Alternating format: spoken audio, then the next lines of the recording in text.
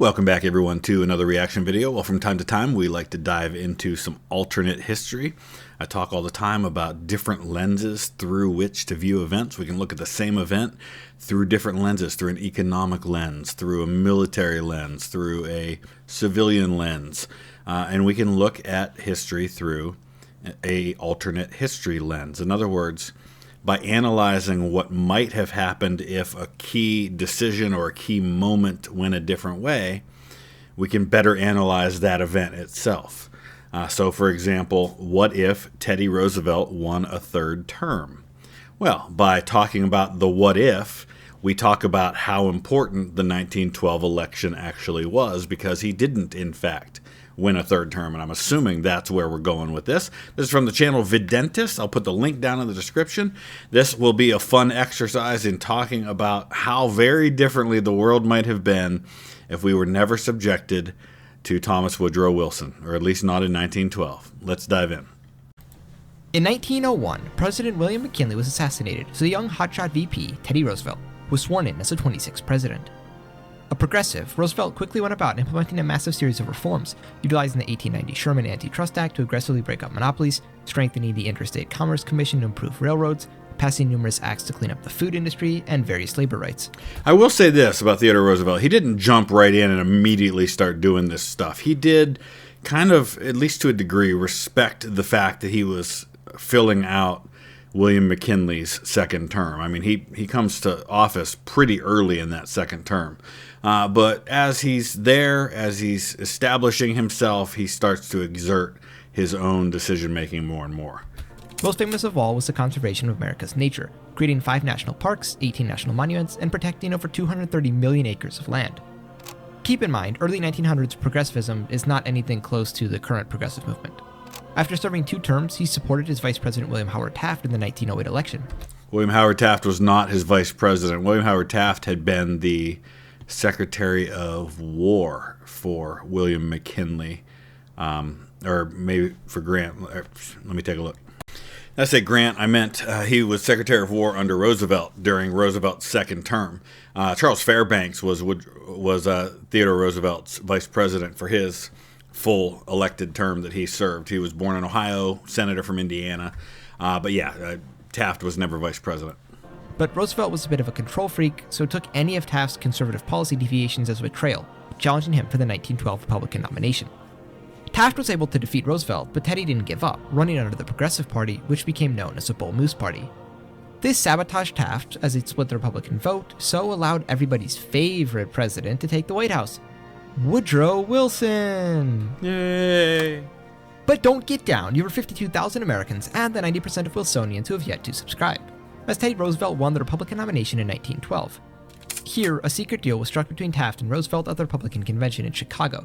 And this is the way this would have had to happen, right? I mean, the only way that you see a scenario where Theodore Roosevelt is able to win and get a third term, really a second elected term, but a third term, is if he had won the nomination.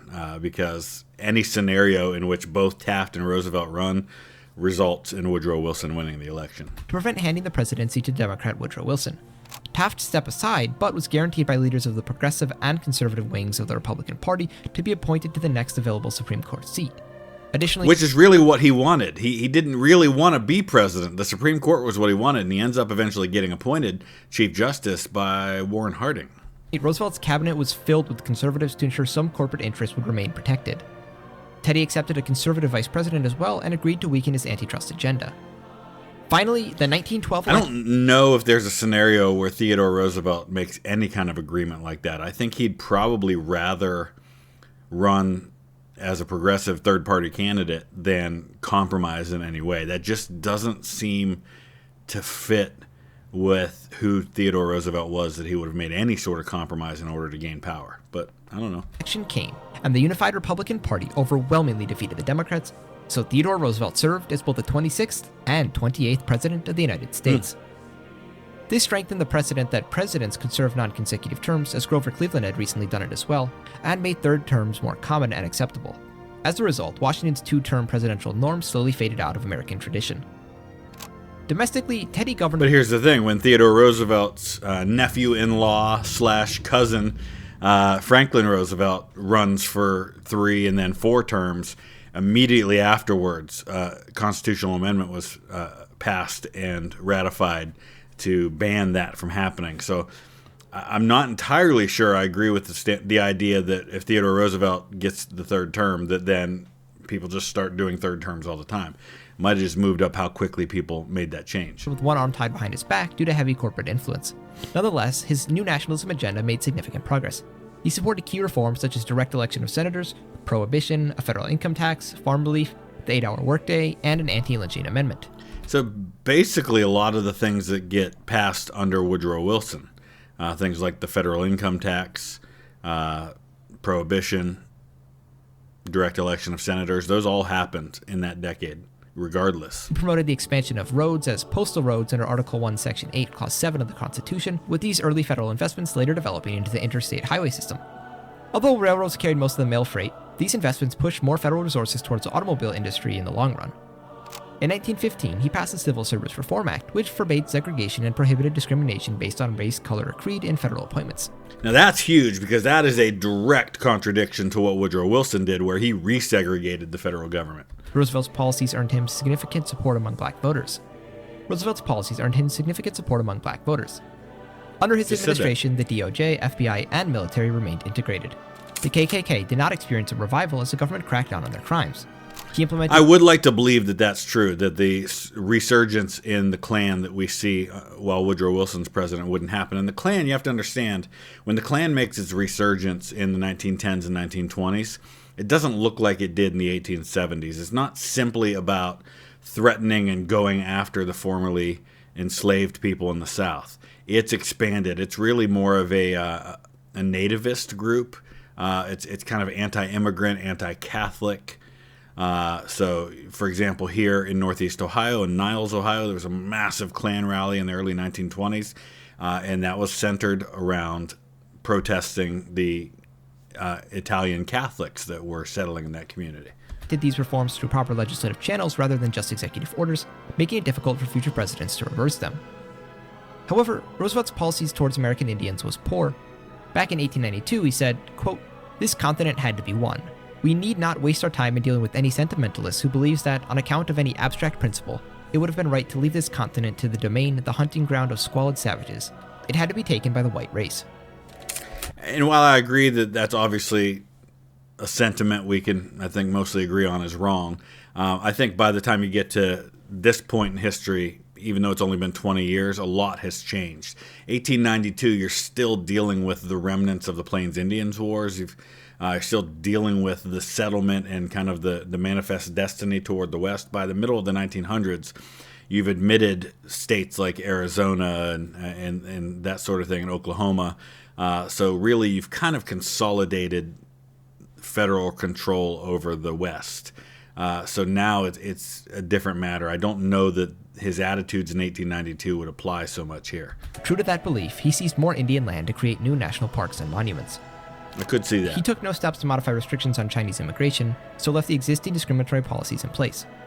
Women's suffrage had been a major campaign promise that he failed to pass, despite trying to use the bully pulpit. His cabinet prevented such measures, while congressional Republicans avoided the issue. The income tax, while supported by Roosevelt, was also delayed due to intense pressure from corporate-aligned Republicans. Now, I thought a second ago that he said that he was able to get women's suffrage through. Women's suffrage was going to happen regardless. I don't think Theodore Roosevelt getting elected would have changed that, because Roosevelt also supported it.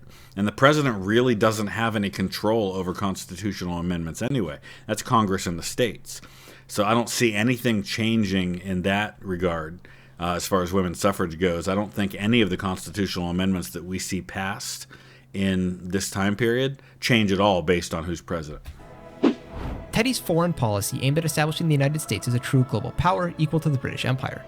Building upon the momentum of the Great Rapprochement, Roosevelt continued to foster strong trade relations with Britain and its dominions, ensuring Anglo-American cooperation remained the bedrock of his international strategy. Roosevelt intensified his big stick policy, determined to shield Latin America from European meddling, albeit replaced by American interference. He viewed the region not only as vital to American interests, but as a zone of potential instability that required U.S. oversight. The Panama Canal was completed under his watch and made the states a lot of money. Rumors of German interest in acquiring Caribbean islands, possibly to serve as coaling stations or U-boat bases, alarmed Roosevelt, pushing him to act more aggressively to consolidate American control over the region. A number of fragile Latin American governments invited American assistance to suppress rebellions or protect their economies. Haiti, Nicaragua, and the Dominican Republic all graciously accepted the American offers. In practice, U.S. Marines were deployed to protect American business interests and ensure compliance with Washington's economic agenda. And again, that's something that happened. We had U.S. Marines going to places like Mexico and the Caribbean during this time, and Haiti got involved in those sorts of places. The Dominican Republic is a place that all the way back during Grant's administration in the 1870s, the United States had tried to acquire. Grant had a deal in place to acquire the Dominican Republic, but it was thwarted by Congress. Roosevelt made it clear. Either Latin America followed the American line, or they faced occupation. See, we did regime change way before the CAA. It's practically our national pastime. Building on policies from his earlier presidency, he doubled down on Americanization efforts of Puerto Rico. All public services, including education, were conducted in English only. Federal investment poured into infrastructure, suppressing local culture, which Roosevelt justified as necessary for the full integration into the American system. While America was busy in Latin America, Europe had been destroying itself during World War I, which began in 1914 with the assassination of Austrian Archduke Franz Ferdinand. Teddy was interested in joining the war, historically criticizing Wilson for not entering, but didn't have a chance to participate. Yeah, this is one area I think I would agree, if that's where he goes with it, is that I think if Theodore Roosevelt is president, you probably see an earlier entry, or at least a much stronger trade and support involvement by the United States toward the Entente powers, Britain, France, Russia. So I think you see that sped up a bit. Everyone knew that the president was actively seeking any excuse for U.S. involvement, but Congress, the Senate, and especially his cabinet were wary. He actually, when the war breaks out, he goes, Theodore Roosevelt goes to Woodrow Wilson. Roosevelt's in his late 50s by this point. And he goes to Woodrow Wilson and he offers to raise a division that he would command. And to put his sons on his staff or in charge of brigades and things like that. And Wilson turns him down. Remember, this is back when the Constitution actually mattered and you needed a congressional declaration of war. So no Operation German Freedom here. Additionally, the general public strongly opposed involvement, so unless America was directly attacked, no declaration of war seemed possible. Germany, well aware of this, was more cautious with American shipping, particularly in the North Sea and Atlantic. The Lusitania was not sunk by the Kriegsmarine, and the orders regarding neutral shipping became reserved to prevent any possible justification. I'm not sure that any attitude by a Roosevelt administration would have changed that on the part of the Germans, because the Germans were doing that first and foremost to fight Britain, to deal with the British blockade of their ports, and it was a desperate economic situation for the Germans. I don't think American diplomacy had any part in all of that. Yes, they backed off of unrestricted submarine warfare for a while after the Lusitania and then started it up again in the early part of 1917. I don't know. Despite this, paramilitary American legions were formed, comprising about 60,000 men, modeled after the 125,000-strong volunteer force mobilized by President McKinley during the Spanish-American War. Why does it feel like he's taking Theodore Roosevelt down the road of nationalism to the point of almost being fascism? Teddy had made his claim to fame with the Rough Riders, an eclectic group that destroyed the Spanish at the Battle of San Juan Hill and helped win the war, so he indirectly supported the movement here. J.P. Morgan Jr. financed the troops as his bank had strong financial ties with the Entente and was extremely pro-British, becoming the sole purchaser of munitions and supplies for the British and French governments. Morgan had provided hundreds of millions in loans, so needed the Entente victory, thus pressured the U.S. to join them, as the financial stakes were high. Yeah. With his bank's future on the line, he wanted the war to end quickly and decisively. Officially, Roosevelt was uninvolved with the operation, as his cabinet had him locked down over the issue, but everyone always referred to them as Teddy's Legion. He seems to be giving, I know I'm being very, devil's advocate with all of this stuff here. And the funny thing is, usually when I do these alternate histories, I usually agree with a lot more than I disagree with. But I don't know, it feels like he's giving Theodore Roosevelt's cabinet way too much power in this scenario. Knowing what I know of Theodore Roosevelt, this is like the second or third time now in this scenario where he's talked about Roosevelt not being able to accomplish something because of his cabinet opposing it. I just don't see that stopping a man like Theodore Roosevelt. And the cabinet just doesn't have that much power. I mean, you're talking about, I don't know who would be in this scenario, who would even be in his cabinet. But, look at Woodrow Wilson. Woodrow Wilson had people in his cabinet who disagreed with him, and he dealt with them. He had William Jennings Bryan as his Secretary of State. When Bryan disagreed with him, Bryan was out the door. Newton Baker was a pretty influential Secretary of War, but he didn't control Wilson's policy on the matter. The American volunteers expected the conflict to resemble the Spanish-American War. However, the grim reality of the war hit them with the static lines and trench warfare. The engagements were horrific, given the advancements in military technology such as poison gas, machine guns, heavy artillery, submarines, dreadnoughts, and the rapid development with airplanes. Americans also had significant issues with the British and French leadership, viewing them as inept and old-fashioned, as they died in suicidal attacks across the trenches.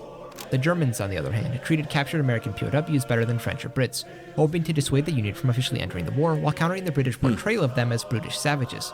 The funny thing here is that it was actually quite the opposite as what happened in real life, where you have the Americans showing up and acting very bold and brash in launching frontal attacks against artillery and machine gun fire, whereas the British and the French by this point had learned not to do that. And they warned the Americans not to do that, and the Americans charge into places like Belleau Wood and just launch frontal assault after a frontal assault, whereas the British and the French are not doing that anymore. In a matter of months, the entire Legion was almost completely wiped out. Their annihilation was a major embarrassment and a wake-up call for Roosevelt. Despite never having publicly supported the program, he began to see the war as an opportunity to expand American influence via diplomacy. As news of the war's brutality trickled home, public support also waned. Images of their slain sons failed to galvanize the American war effort, and the isolationist camp grew stronger. Key figures like William Jennings Bryan, a popular progressive Democrat, campaigned fiercely against the war.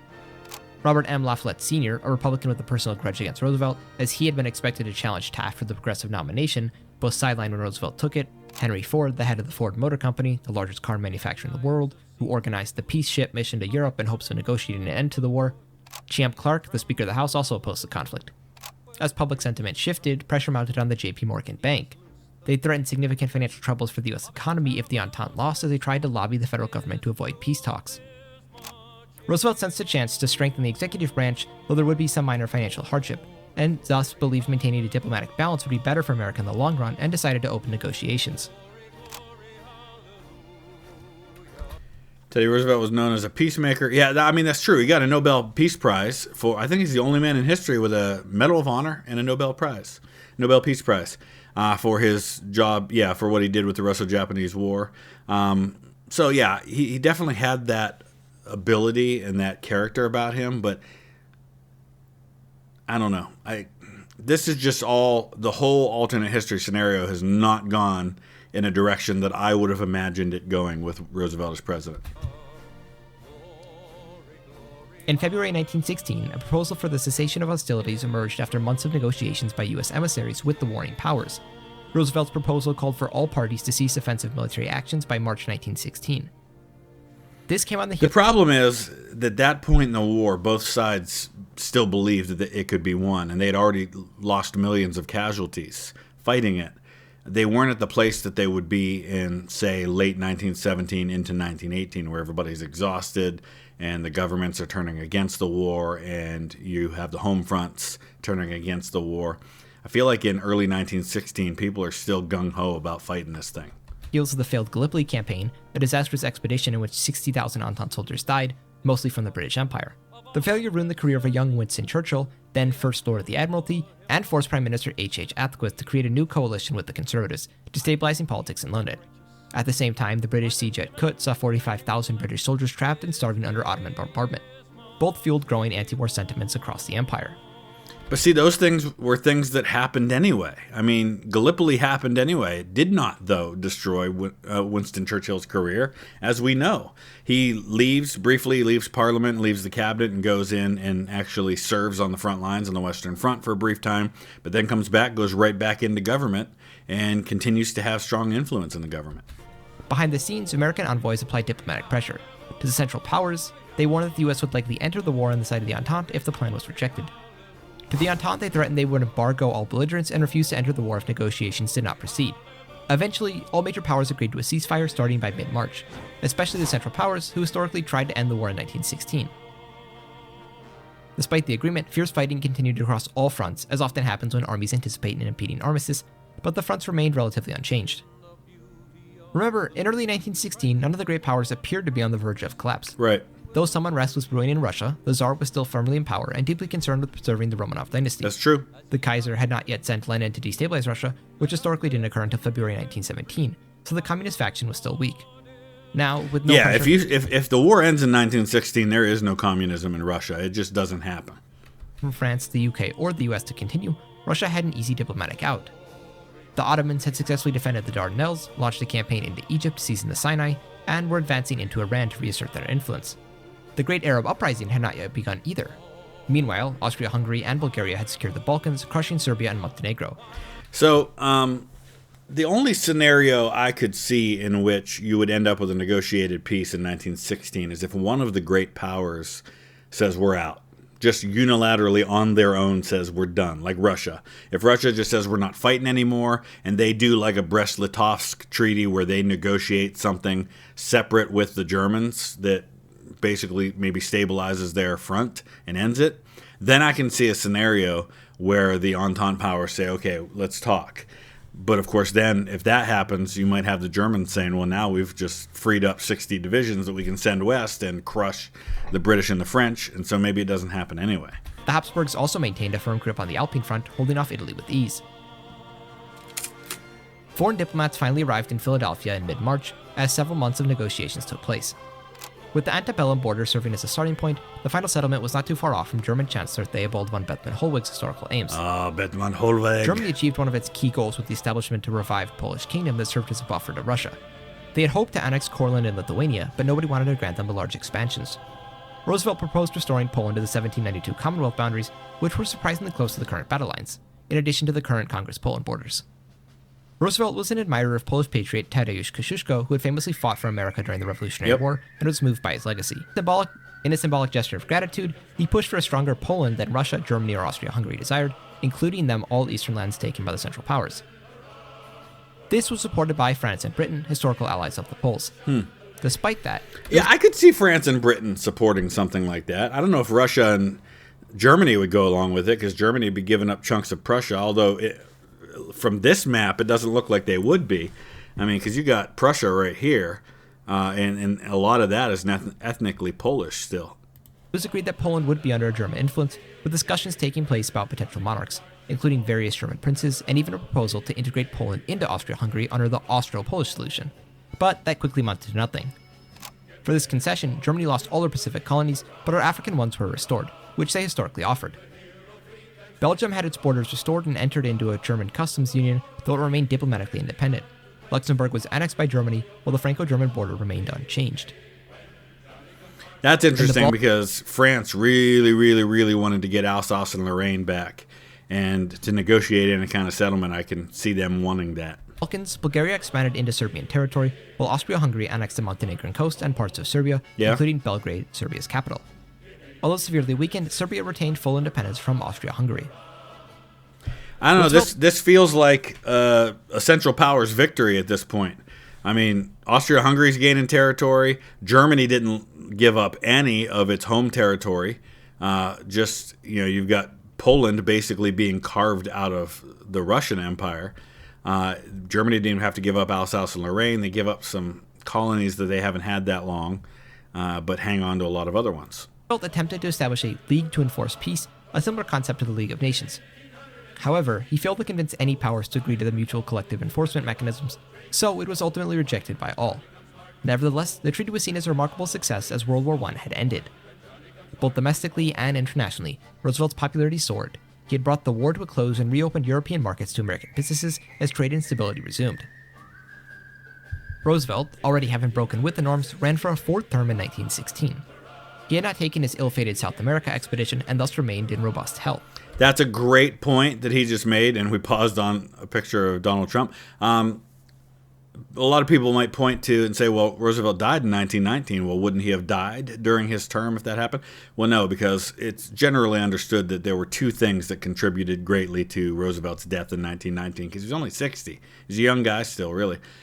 He goes on this South American expedition that he nearly dies on, and he actually at one point tries to convince them to leave him for dead in the Amazon. But then you also have not only the poor health, but then his son Quentin is killed on the Western Front in World War I as a pilot for the Americans. He's shot down, and that contributed to it as well. I just feel like a young man. I'm so young. I can't believe it. I'm the youngest person. I am a young, vibrant man. Teddy justified You're his 80, unprecedented dude. bid for Nearly- a fourth term by pointing to the nearly global so. crisis he had just navigated. The war in Europe, which he had ended through determined diplomacy, had consumed nearly 2 years of his presidency. In the midst of all that, issues with Pancho Villa and Mexico had been boiling up, so he felt obligated to finish the Mexican War. He promised to return to the domestic mission he had begun after successfully defeating the Mexicans. Thus, he would complete the progressive agenda. So the reference there to Pancho Villa, you go back to a couple of years before this, and you're dealing with there's a civil war, like a revolution that's happening in Mexico, and Pancho Villa leads these raids across into the southern United States. And in response to that, the United States sends troops down there under John Pershing. And this is before World War I, and this is why John Pershing is going to be selected to be the American Expeditionary Forces commander in World War I. He leads this raid. Among others with him are our future General Patton, who's on his staff. And they do what's called the Mexican Punitive Expedition, where they send American troops into Mexico to hunt down Pancho Villa. And it nearly comes to war with Mexico. And this is part of what triggers the Germans to send the Zimmerman telegram to say to Mexico, hey, if war breaks out with the U.S., we'll support you if you want to get your southwestern states back. Despite some economic hits, his popularity was very high, so defeated William Jennings Bryan in the 1916 election. Mexico I could see that being the case. William Jennings Bryan was the Democratic nominee 3 times for president, as it was. Into civil war back in 1910, with numerous assassinations and constant warfare that resulted in chaos between competing warlord factions. Pancho Villa, a revolutionary general, attempted to provoke the United States into invading Mexico by raiding American border towns. He did. He hoped that U.S. aggression would reignite the Mexican Revolution and galvanize nationalist resistance against the Carranza government that America was backing. Roosevelt, more hawkish than Wilson had been, viewed the attacks as an unforgivable insult. Determined to punish Villa and stabilize Mexico with the big stick, he gave General John J. Pershing expanded authority, deploying tens of thousands of troops along the border. The U.S. informed the pro-American Mexican government it would receive military aid and economic support against their opposition if they allowed the expedition, undermining pressure and needing funds This is to defeat generally what happened anyway under Woodrow Wilson. rival factions. The Mexican government voluntarily agreed. America soon occupied northern Mexico, killed Pancho Villa, and put down the Villistas. That didn't Carranza. happen, historically. In addition, Mexico sold the sparsely populated Baja California Peninsula, which only had around 15,000 people at the time, to the United States for their generous contribution. Soon, the American Navy built a massive base at Cabo San Lucas to protect American ships on the route to the Panama Canal. On top of that, Mexico's railroads and mines were open to American industrialists, allowing near total economic control by U.S. companies. This is probably the most plausible part of this scenario that I've seen so far. As he was elected with a strong mandate, Roosevelt assembled a more loyal and ideologically aligned cabinet, prioritizing progress both at home and abroad. In the Philippines, no promise of eventual independence was made like Wilson did with the Jones Act, so the islands remained firmly under American administration, justified by Roosevelt as a strategic and moral imperative for the United States. The emergence of Asian markets made the islands too valuable, and they had a duty to civilize the natives. The rest of his 4th term saw the fulfillment of his long-standing vision of new nationalism, a sweeping reform platform that aimed to modernize the American state and economy. Women's suffrage was passed, securing the Republican Party the female vote for years to come.